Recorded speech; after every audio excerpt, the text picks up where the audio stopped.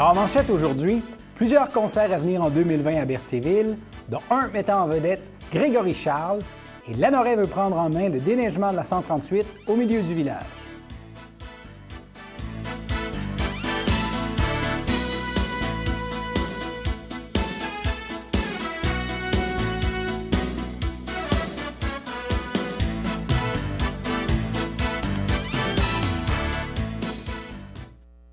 Bonjour mesdames, messieurs, mon nom est François Robert et bienvenue à votre bulletin d'information régionale du mardi 4 février.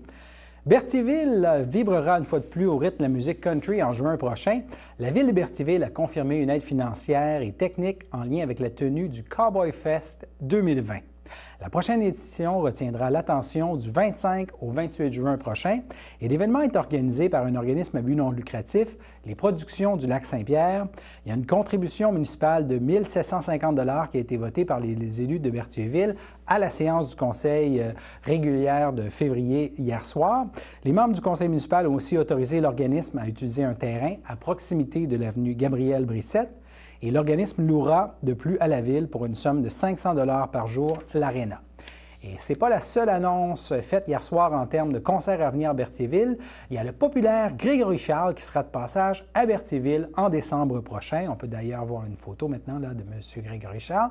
Alors lundi soir, ça a été annoncé là, à la séance du conseil hier soir, les élus ont confirmé le projet. Celui-ci s'inscrit dans le cadre du programme des fêtes publiques de la Ville de Berthierville. Grégory Charles sera pour l'occasion accompagné par les membres d'une chorale locale. Et le concert se déroulera à l'église Sainte-Geneviève le 11 décembre 2020. C'est une date à retenir. Et il y a un budget de 22 500 $, taxes incluses, qui a été voté pour les élus pour ce concert. Et il y a une partie du financement qui provient du programme du pacte rural de la MRC de Dautré. Toujours dans le cadre du programme des fêtes publiques de la Ville de Berthierville, les élus ont aussi voté un budget de 7 500 $ pour que soit organisée ce printemps une fête des sucres et l'événement familial prendra place au chalet du parc La Ferrière le 4 avril prochain, une autre date à retenir. Maintenant, on se déplace à Lanoret. La municipalité de Lanoret veut prendre en main le déneigement de la 138 au milieu du village afin d'améliorer la sécurité. Ça a, entre autres, été discuté au conseil municipal de Lanoret hier soir. Alors, le maire de Lanoret, Gérard Jean, nous offre des précisions. Effectivement, parce que depuis qu'on a des trottoirs, puis depuis l'été passé, bien évidemment, avec la neige qui tombe, le ministère, leur contractant, en tout cas, celui qui s'occupe du déneigement pour le ministère, bien c'est sûr, il pousse ça sur le bord. Nous, on déneige les trottoirs, là, on arrive où est-ce que la chaussée devient très étroite. Puis des fois, même deux automobiles ont de la difficulté à se rencontrer. Fait que lorsqu'on rencontre une déneigeuse ou un camion, c'est évident que le danger est très présent d'avoir une collision. Donc, qu'est-ce que vous demandez? On leur demande de nous donner l'autorisation de le faire, si eux autres ne veulent pas le faire, pour que nous autres, à chaque fois que le besoin est présent, qu'on puisse faire déneiger et puis faire transporter la neige. Puis, évidemment, on demande compensation de ce que ça va coûter par le ministère des Transports. C'est leur responsabilité, eux aussi. Alors, c'était le maire de Lanoret, Gérard Jean, et nous aurons d'autres nouvelles en provenance du conseil municipal de Lanoret au cours de nos prochains bulletins. On se déplace maintenant sur la scène judiciaire. La Sûreté du Québec demande l'aide de la population afin d'identifier un homme relativement à un dossier de vol à l'étalage par distraction qui a été commis dans un dépanneur de l'Épiphanie au mois de janvier. Alors, le 26 janvier vers 20 h, le suspect, là, qu'on peut voir maintenant sur une photo de caméra de surveillance, a demandé à l'employé d'un dépanneur de la rue Notre-Dame de lui fournir plusieurs items qu'il désirait acheter. Il en a profité pour quitter les lieux avec des cartons de cigarettes et des billets de loterie impayés pendant que l'employé était occupé. Alors, il mesure environ 1,75 m ou, si vous préférez, 5 pieds 9 pouces. Il pèse autour de 170 livres. Il a les cheveux bruns et il portait ce jour-là une barbe courte, brune et s'exprimait en français. Et lors des événements, le suspect portait un manteau noir avec un capuchon à fourrure et un gilet en coton ouaté gris. Il a quitté les lieux à pied. Alors, toute information pouvant permettre de retracer cet individu peut être communiquée absolument confidentiellement à la Centrale de l'information criminelle de la Sûreté du Québec au 659-4264. Autre sujet maintenant, nous avons reçu dans nos studios ce matin Amélie Pelland, qui est coordonnatrice pour Action Logement Lanaudière, afin de discuter notamment des hausses de loyer et des recommandations de la Régie du logement chapitre. Alors voici la première partie de notre entretien. Alors bonjour mesdames et messieurs, nous recevons aujourd'hui Amélie Pelland, coordonnatrice pour Action Logement Lanaudière. Bonjour madame Pelland. Bonjour. On va discuter des hausses de loyer, des recommandations de la Régie du logement chapitre et des recours des locataires s'ils reçoivent des avis d'augmentation qui leur semblent ne pas être réalistes. Alors d'abord, est-ce qu'on peut expliquer, faire une petite revue, passer ça en revue, quelles sont les recommandations de la Régie du logement qui ont sorti il n'y a pas longtemps pour les divers types d'appartements? Parfait. Donc, à chaque année, la Régie du logement va suggérer des pourcentages d'estimation pour évaluer si une augmentation de loyer est correcte ou non. Donc, cette année, on parle de 1,2 pour les logements dont le locataire assume les frais d'électricité, de chauffage. Oui. Par contre, si les frais de chauffage sont assumés par le propriétaire, au niveau de l'électricité, ce serait 1 au gaz, 1,4 et mazout, 0,6 Il faut savoir, par contre, qu'on ne peut pas uniquement tenir compte de ces pourcentages-là. Il faut aussi considérer d'autres informations. Par exemple, si les taxes municipales et scolaires ont augmenté. OK. Et j'invite les gens à faire attention parce que même si la Ville annoncerait une réduction des taxes, si l'immeuble est réévalué par la Ville, donc à ce moment-là, ça peut faire indirectement aussi augmenter les taxes. OK. S'il y a eu des réparations dans le logement ou dans l'immeuble et également s'il y a eu, par exemple, augmentation des assurances, augmentation des frais de déneigement. Donc, nous, Action Logement, on aide les locataires à faire une estimation. On dit estimation parce que malheureusement, souvent, il nous manque des informations que seul le propriétaire dispose. Mais les Justement, taxes, comment on peut savoir pour les taxes, par exemple? C'est très facile. Donc, les taxes municipales et scolaires, maintenant, on y a accès par Internet. Donc, pour la plupart des villes, là, on va sur le site de la ville et on va voir dans le rôle d'évaluation foncière et on a accès à cette information-là. Pour ce qui est des commissions scolaires, des SAMAR et des affluents, ça va faire quelques années qu'on va sur leur site Internet et qu'on peut aussi avoir l'information. Si on est moins habile avec Internet, c'est possible aussi d'appeler à la ville, d'appeler à la commission scolaire. C'est une information publique. Oui. Donc, à ce moment-là, on peut voir s'il y a eu une augmentation qui justifierait l'augmentation de loyer. Et comment, justement, ça va moduler ce 1,5 %-là, par exemple, si le propriétaire a eu une augmentation X Est-ce qu'on peut donner une idée, comment ça fonctionne? Bien, en fait, dans un premier temps, on va considérer le pourcentage qu'on va multiplier fois le loyer, ce qui nous donne une idée, une première idée d'augmentation. On va aussi comparer l'augmentation au niveau des taxes, qui va être divisé par le nombre de logements dans l'immeuble, parce que c'est pas chaque locataire qui assume au complet la hausse des taxes, et divisé par 12 mois. Donc, ça nous donne une idée, par mois, ça peut être combien. Pour ce qui est des réparations, au niveau du logement, la Régie a statué 3,6 %. Donc, on va multiplier fois ce pourcentage-là, ce qui fait que le locataire n'assume pas le montant total. Et il faut que ça soit dans la dernière année. Exactement. Donc, théoriquement, actuellement, en 2019, donc on ne peut pas augmenter le loyer en prévision d'une réparation qu'on va faire en 2020. C'est la réparation qui a eu lieu dans la dernière année. Aussi, cette année, on est conscient qu'il y a eu un gros rehaussement du pourcentage au niveau de la Régie du logement. Donc, les années antérieures, c'était beaucoup moins élevé. Donc, c'est sûr, pour cette année, on peut s'attendre à des augmentations plus élevées, Mais il faut aussi considérer les taxes municipales et scolaires, les autres informations que je vous ai données. Et comment les propriétaires doivent procéder pour signifier une augmentation à venir? Idéalement, ils devraient utiliser le modèle de la Régie du logement.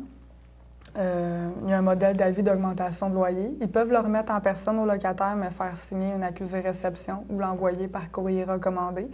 À ce moment-là, le locataire a 30 jours pour donner sa réponse et ce délai-là est très important parce que dépasser le délai de 30 jours, vous êtes considéré avoir accepté l'augmentation de loyer et le bail est renouvelé.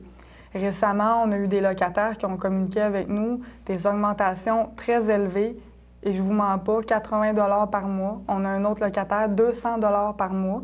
Donc, le 30 jours est important là, pour contester ces augmentations-là. Et si le 30 jours est passé? Le bail, à partir du 1er juillet, est renouvelé au montant que le propriétaire va avoir indiqué. Il faut être conscient aussi que le propriétaire pourrait tenter de modifier d'autres choses que le loyer, d'autres conditions au bail. Donc, il faut être attentif. S'il y a des modifications qu'il souhaite faire et qu'on n'est pas d'accord, il faut à ce moment-là aussi les contester. Et les modifications se doivent aussi d'être signifiées par écrit au locataire? Exactement, toujours par écrit. Et le locataire qui répond à l'intérieur de 30 jours, lui aussi devrait envoyer une lettre recommandée? Tout à fait, pour avoir une preuve que le propriétaire a reçu la lettre. Et quels sont les recours là, si un locataire considère que l'augmentation est excessive? Il répond, par exemple, à son propriétaire pour lui dire qu'il conteste son augmentation? Exactement. Nous, à ce moment-là, on peut aider le locataire à faire une estimation ou même à écrire une lettre. Et à ce moment-là, on peut faire une contre-offre au propriétaire selon l'estimation qui est faite. À ce moment-là, souvent, les litiges se règlent à l'amiable parce que le propriétaire, parfois, est conscient qu'il a demandé peut-être un petit peu plus que qu'est-ce qu'il avait droit. Donc, le propriétaire préfère mieux une entente que d'aller à la régie, payer la demande, les frais. C'est une perte de temps pour tout le monde. Donc, si on peut régler ça à l'amiable, c'est toujours mieux. Par contre, s'il n'y a pas d'entente, dans les 30 jours du refus du locataire, le propriétaire doit aller à la régie du logement pour faire une demande, pour faire fixer le loyer. S'il ne le fait pas, le bail se renouvelle à ce moment-là aux mêmes conditions. Donc, le propriétaire doit faire cette démarche-là, sinon s'il veut contester le refus du locataire. Et une fois que la cause, par exemple, se rend devant la régie, le locataire doit se préparer en vue de ce qu'il va dire devant les régisseurs? Oui, tout à fait. C'est sûr que la grosse partie du travail, ça va être au propriétaire de justifier son augmentation de loyer, d'apporter ses factures, ses justifications. Tant qu'à lui, le locataire, c'est de démontrer s'il y a des éléments qui sont non fondés, d'argumenter. Par la suite, il faut respecter la décision du juge. Donc, ça pourrait arriver que la décision du juge soit moins élevée que ce que le propriétaire demandait. C'est assez rare, mais dans certains cas, ça pourrait être plus aussi. Donc, c'est pour ça que c'est important de faire une estimation pour s'assurer qu'on ne conteste pas non plus une augmentation qui va s'avérer peut-être plus élevée. C'est assez rare, là, mais ça pourrait arriver. Alors, nous vous présenterons la suite de cette très instructive entrevue avec Mme Pelland au cours des prochains jours. Et pour l'instant, nous passons à notre première pause.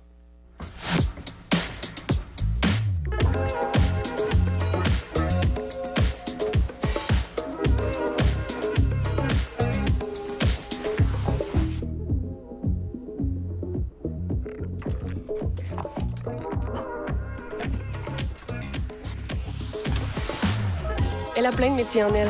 Aidez-la à découvrir tout ce qu'elle peut devenir.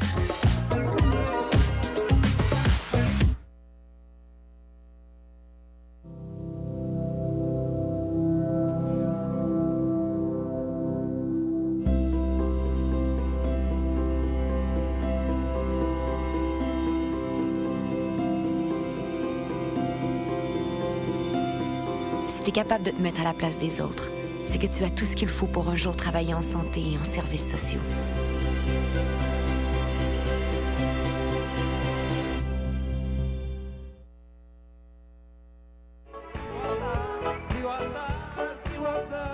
Mon nom c'est Catalina et je vous invite ici au domaine Roman à Berthierville pour le spectacle Les plus belles chansons d'amour avec Guy Saintonge. On va présenter plusieurs chansons d'amour que vous allez reconnaître sûrement.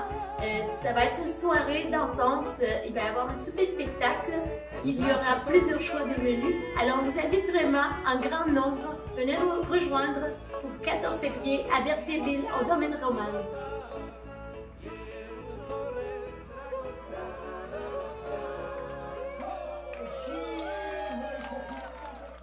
La Victoire de l'amour fête ses 25 ans et CTRB vous convient à un merveilleux spectacle auquel participeront des artistes comme Natacha Saint-Pierre, Mélissa Bédard, Sœur Angèle, Marcia Pilote et plusieurs autres artistes talentueux. Le tout aura lieu le 6 juin prochain en après-midi à la salle Maurice O'Brady de Sherbrooke.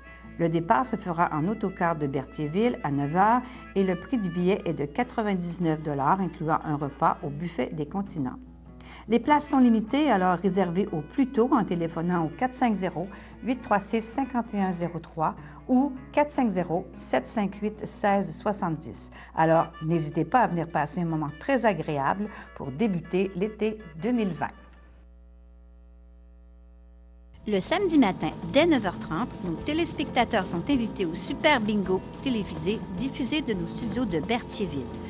Depuis maintenant une vingtaine d'années, plusieurs adeptes de la télévision régionale se sont partagés un montant de 600 $ disponible chaque semaine lors de cette joute de bingo télévisé. Un animateur et 3 bénévoles se succèdent à la caméra dans le but de vous faire passer une petite heure agréable et payante le samedi matin. On peut se procurer les cartes de jeu chez les dépositaires autorisés participants, c'est-à-dire à Berthierville, le dépanneur Formule 1 rue Gilles Villeneuve, le marché IGA Extra sur la rue Gabrielle-Brissette, le marché Métro rue Notre-Dame, la pharmacie Proxime rue Frontenac, le garage Pétroté sur la rue Gilles Villeneuve et à Saint-Ignace-de-Loyola, le marché Aldo rang Saint-Michel, le dépanneur Le Magasin Esso sur le chemin de la Traverse. C'est un rendez-vous tous les samedis matins à 9h30 sur les ondes de CTRB, votre télévision régionale et communautaire.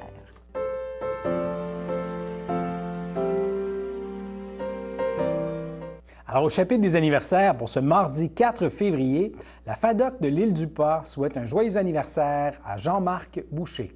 Alors, c'était les anniversaires du jour. Et maintenant, nous avons présenté au cours des derniers jours les premières parties de notre entrevue avec le fondateur de l'aérodrome de Saint-Cuthbert, Guillaume Narbonne. Et dans la dernière portion de l'entrevue que l'on vous présente aujourd'hui, il aborde notamment la création d'emplois permise par ce projet. On écoute la dernière partie de l'entrevue. Avec ce projet-là, est-ce qu'on peut dire avoir une idée de la création d'emplois locaux que vous avez fait? Ce projet, c'est une goutte parmi tant d'autres. C'est-à-dire que ce n'est pas ce projet qui va régler tout, mais ce projet est sur la voie. Avec votre projet, ce projet vous avez embauché des gens au niveau local, j'imagine? Oui, nous, on travaille beaucoup avec des partenaires plus qu'avec des employés. Ouais. Et oui, il y a beaucoup de partenaires qui travaillent. On a, déjà, pendant la construction, ça a été quand même quelques centaines de milliers, donc il y a eu beaucoup de gens qui ont travaillé, pratiquement tous au niveau local. OK. Après, on a des choses qui sont récurrentes. Donc, si on parle du camping, il y a de l'entretien. Si on parle... Puis ça, ce sont des gens du coin que vous avez recrutés. C'est des gens du coin qu'on prend toujours. On va vraiment favoriser les gens du coin parce qu'ils ont une attache, donc ils vont être beaucoup plus dévoués que si on prend quelqu'un qui vient de loin, mais il n'aura pas la même envie de partager son coin. Et nous, ce qui est important, c'est le partage. C'est ce qui fait partie de la base de l'entreprise. Donc, il faut trouver les manières de le faire. Et en même temps, quand on regarde les opportunités, on voit qu'il y a beaucoup d'efforts qui sont faits au niveau de la région, mais ces efforts-là, ils réussissent lorsqu'il y a des entreprises, et il y en a beaucoup, dont la mienne fait partie. C'est une parmi beaucoup d'autres qui, justement, arrivent à développer. Êtes-vous en mesure de donner un ordre de grandeur là, pour la création d'emplois? Quand par exemple, cet été, quand ça va marcher à plein régime, il va y avoir combien de personnes qui vont travailler là-bas? C'est vraiment par partie. Donc, si je regarde, par exemple, notre partenaire, Les Primitifs, lui, ça va dépendre du nombre de formations, mais on peut facilement avoir une dizaine d'instructeurs qui sont sur place. Au niveau de l'école de pilotage, ça va dépendre aussi du nombre d'étudiants, mais des fois, c'est 1, 2 instructeurs.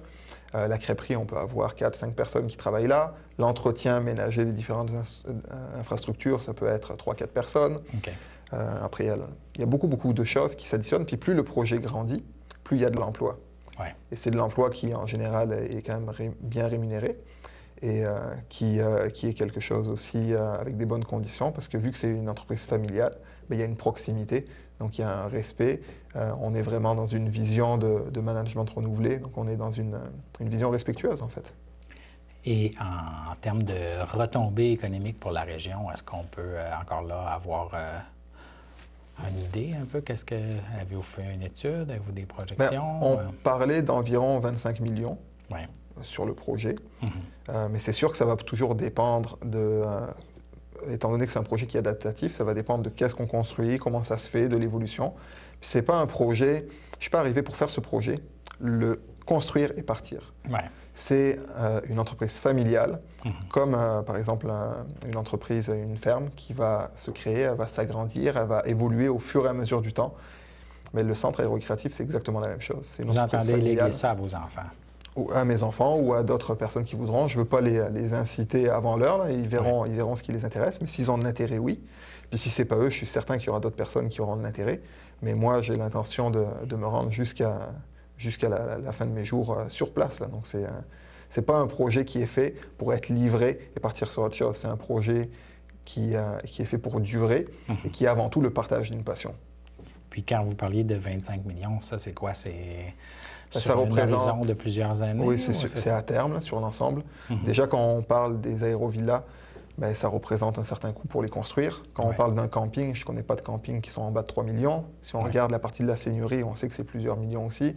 Donc tout ça mis ensemble, on arrive à un chiffre théorique qui a l'air d'aller vers ça, mais il pourrait très bien augmenter ou diminuer. Ça, on va le voir avec les années, comment ça se développe. Une entreprise, pour qu'elle fonctionne, il faut qu'elle soit adaptative. Et c'est encore plus vrai de nos jours avec la réalité qu'on a. Donc on ne peut pas arriver et dire, au final, ça va être exactement ça. Ça, c'est l'idée vers laquelle on va. Oh oui. Puis on va voir les opportunités qui se présenteront. Pour l'instant, donc, on peut comprendre des rentrées de taxes intéressantes pour la municipalité, de l'emploi qui est créé, peut-être certains commerçants aux alentours aussi à vendre d'essence, ainsi de suite. Exactement. Si je prends juste un exemple, les mariages. 30 mariages, la salle, elle accueille en moyenne 100 personnes, mais on peut aller jusqu'à 200. Donc, mettons, on va prendre 100, ça fait 3000 personnes qui viennent. Ces 3000 personnes, il faut qu'elles se logent sur place, parce que quand on fait un mariage, on ne peut pas repartir à la maison. Ça prend le transport, donc ça va prendre les bus, ça va prendre les taxis, les limousines, peu importe. Donc tout ça, ça va avoir des retombées, que ce soit au niveau de l'alimentation, que ce soit au niveau du logement, que ce soit au niveau... Une fois qu'on est sur place, on va vouloir faire d'autres choses. Donc je veux aller visiter le musée, je veux aller visiter les autres attraits. On a la ferme Saint-Vincent aussi, qui est une belle ferme qu'on peut vouloir visiter. Il y a beaucoup de possibilités. Donc c'est tout ça qu'il faut voir. Puis ça, je parle juste d'une activité. On n'a pas juste une activité sur le complexe, on en a beaucoup. Donc c'est un projet qui, selon vous, a le vent dans les voiles et oui, ça c'est sûr. Ce qui est intéressant aussi avec le projet, c'est qu'il ne peut pas échouer. Parce que c'est un projet qui n'a pas de créanciers. Et pourquoi on a réussi à survivre à toutes les attaques qui ont coûté des centaines de milliers? C'est qu'on n'avait pas de créancier. Si on avait un créancier, n'importe quelle entreprise qui se fait attaquer parce que je pourrais faire une liste très longue, parce qu'il n'y a pas eu juste la municipalité avait fait des plaintes à d'autres organismes, donc on les a à peu près tous faits. C'est des gros montants. Une entreprise qui a un modèle d'affaires régulier n'aurait pas survécu à toutes ces attaques-là. Même si c'était la meilleure entreprise possible, même si elle avait toutes les raisons, le système juridique est fait que ça n'aurait pas été possible. Et ça, c'est vraiment triste quand on regarde d'un point de vue de société, parce que si je lance une entreprise, et puis qu'il y a un concurrent qui a du pouvoir et qui ne veut pas que mon entreprise se lance, elle peut empêcher cette entreprise de se développer. Donc ça, c'est un problème plus large de société qu'on n'est pas là pour l'aborder, mais qui est quand même présent, puis il faut savoir que ça existe. Donc oui, le projet, pour revenir à la question, il a le vent dans les voiles, et il va aller toujours en avançant, parce que la première préoccupation, c'est de partager la passion.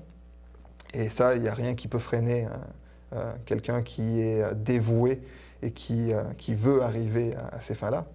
Donc, je ne vois pas qu'est-ce qui pourrait arriver qui nuirait au projet, surtout qu'il est maintenant accepté par la grande majorité de la population. Merci d'avoir pris le temps de venir en studio pour nous parler un peu de ce projet, puis peut-être démystifier un peu d'où ça vient, qu'est-ce que c'est et où ça s'en va. Et nous passons maintenant à notre seconde pause.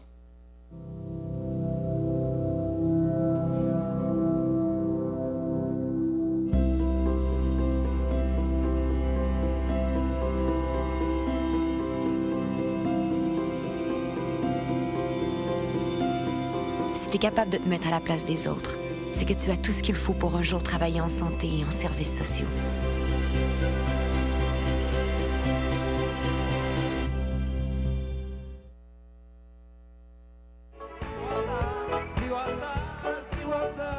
Mon nom c'est Catalina et je vous invite ici au domaine Roman à Berthierville pour le spectacle Les plus belles chansons d'amour. Avec Guy Saint-Onge, on va présenter plusieurs chansons d'amour que vous allez reconnaître sûrement. Ça va être une soirée dansante, il va y avoir un souper spectacle, il y aura plusieurs choix de menus. Alors on vous invite vraiment en grand nombre, venez nous rejoindre pour le 14 février à Berthierville au domaine Roman.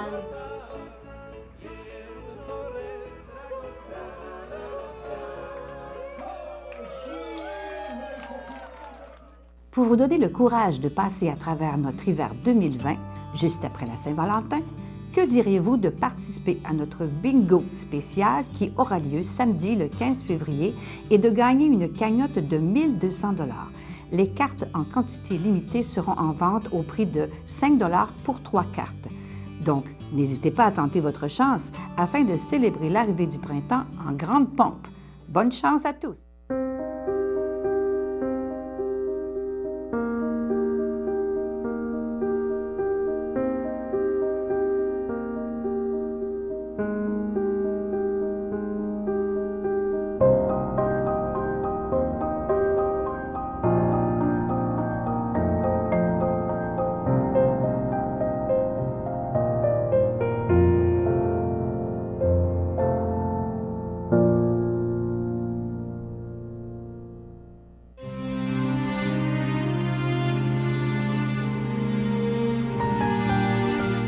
À son domicile, le 27 janvier, à l'âge de 84 ans, est décédée Mme Thérèse Robillard, fille de feu Lucien Robillard et de feu Maria Carpentier, demeurant à Saint-Cuthbert.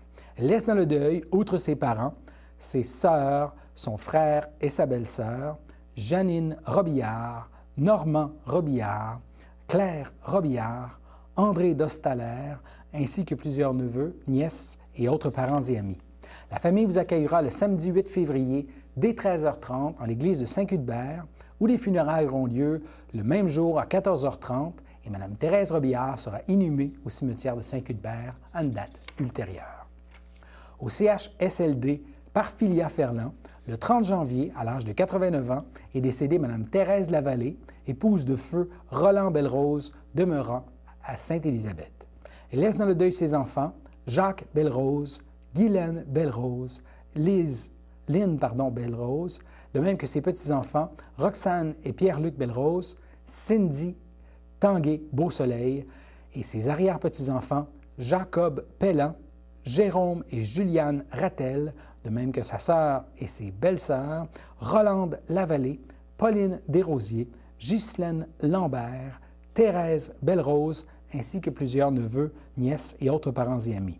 La famille vous accueillera le samedi 8 février dès 10h au complexe funéraire Efterio du 741 rue Notre-Dame à Berthierville. Suivra une liturgie à la chapelle du complexe à 11h30 et Mme Thérèse Lavallée-Belrose sera inhumée au cimetière de Sainte-Élisabeth à une date ultérieure.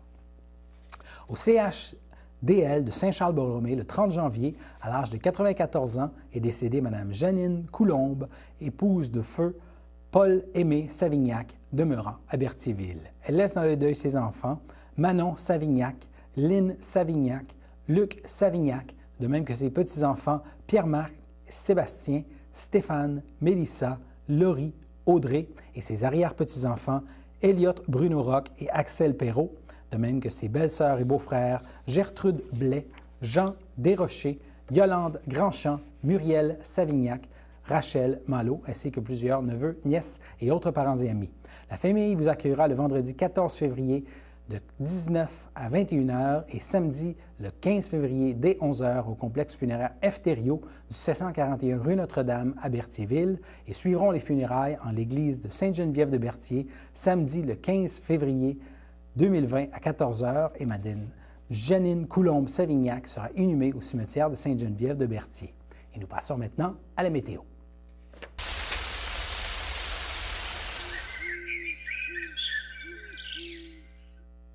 Alors, mardi soir, il y aura des passages nuageux et le mercure descendra jusqu'à -11. Mercredi matin, le mercure sera de nouveau autour de -11 degrés Celsius, mais le soleil sera de la partie. Et mercredi après-midi, ce sera un mélange de soleil et de passages nuageux avec un mercure de -7 avant de redescendre autour de -11 en soirée. Alors voilà, c'était votre bulletin d'information régionale sur les ondes de CTRB et revenez-nous demain pour d'autres nouvelles en provenance de la région de Berthier. Merci beaucoup.